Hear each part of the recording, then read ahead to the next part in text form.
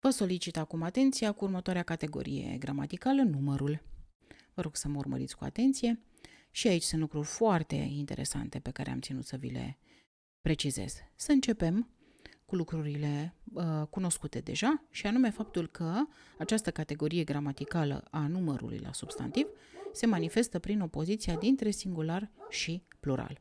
Și ajungem la clasificarea pe care voi o cunoașteți din manuale, din lucrările de specialitate, și anume în funcție că și anume aceea că în funcție de categoria numărului, substantivele se împart în numărabile și non-numărabile. Este simplu de înțeles ce desemnează fiecare dintre termeni. Numărabile, adică se pot număra, la acestea observăm opoziția dintre singular și plural. Non-numărabile înseamnă că nu se pot număra. Haideți să vedem, să începem cu substantivele numărabile, pentru că pe acestea le studiați încă de mici. Ei, această categorie conține substantivele la care opoziția dintre singular și plural se realizează fie cu ajutorul desinențelor. Desinențele sunt sunetele care marchează această diferență dintre singular și plural la sfârșitul substantivelor de obicei, dar și al alternanțelor fonetice din radicalul substantivului. Haideți să vă explic un pic. Alternanțe fonetice din radicalul substantivului. Repet, radicalul este partea care rămâne neschimbată pe parcursul flexiunii.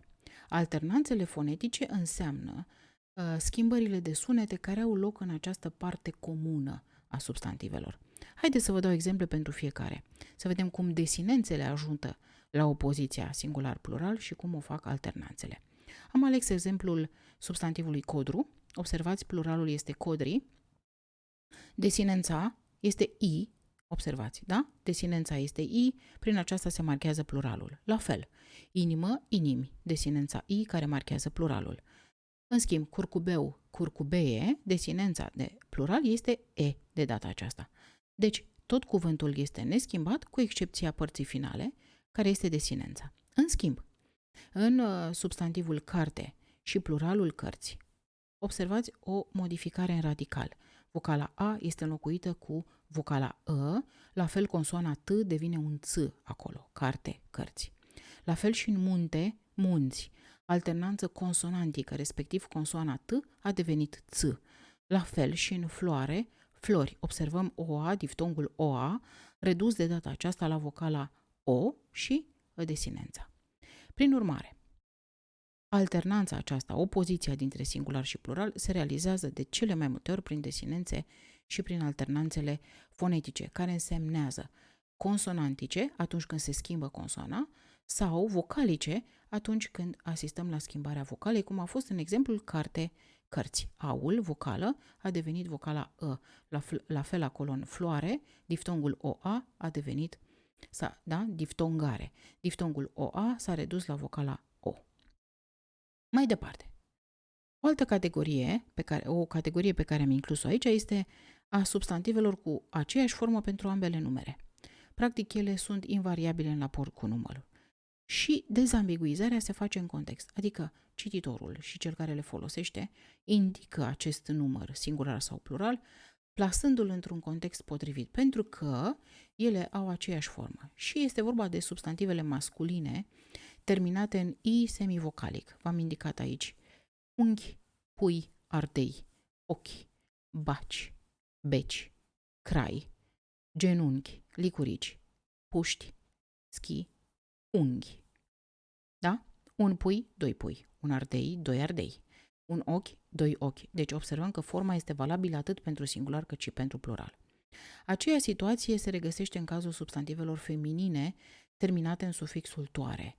Învățătoare, secerătoare. Poate să fie o singură învățătoare, pot să fie mai multe învățătoare, deci aceeași formă pentru ambele numere.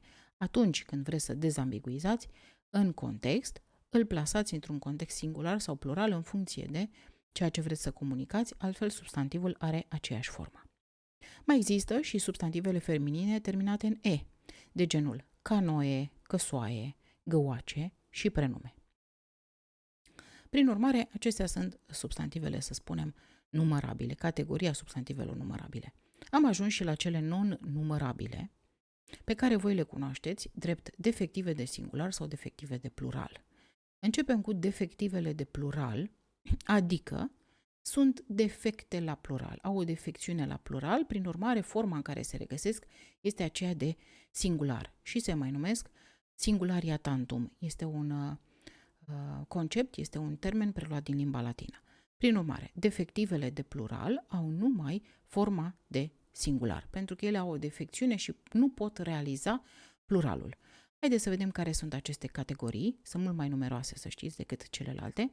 Începem cu substantivele proprii, care prin tradiție, așa, nu pot fi puse la plural, adică Maria, Brașov, Negoiul, Olt, Dunăre.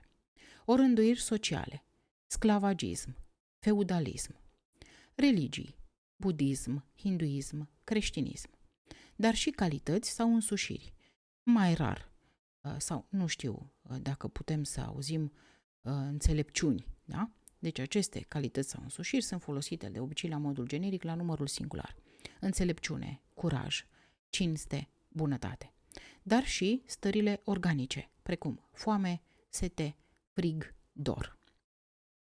La fel și numele de materii. Și am indicat aici un număr mult mai mare pentru că ele sunt reprezentate într-un număr mai mare. Respectiv, aur, argint, cupru, fasole, grâu, mazăre, miere, lapte, vată, zahăr, mei, secară, cimbru, unt, mușețel. Dar și sporturile sunt tot defective de plural, respectiv volei, tenis, fotbal, bob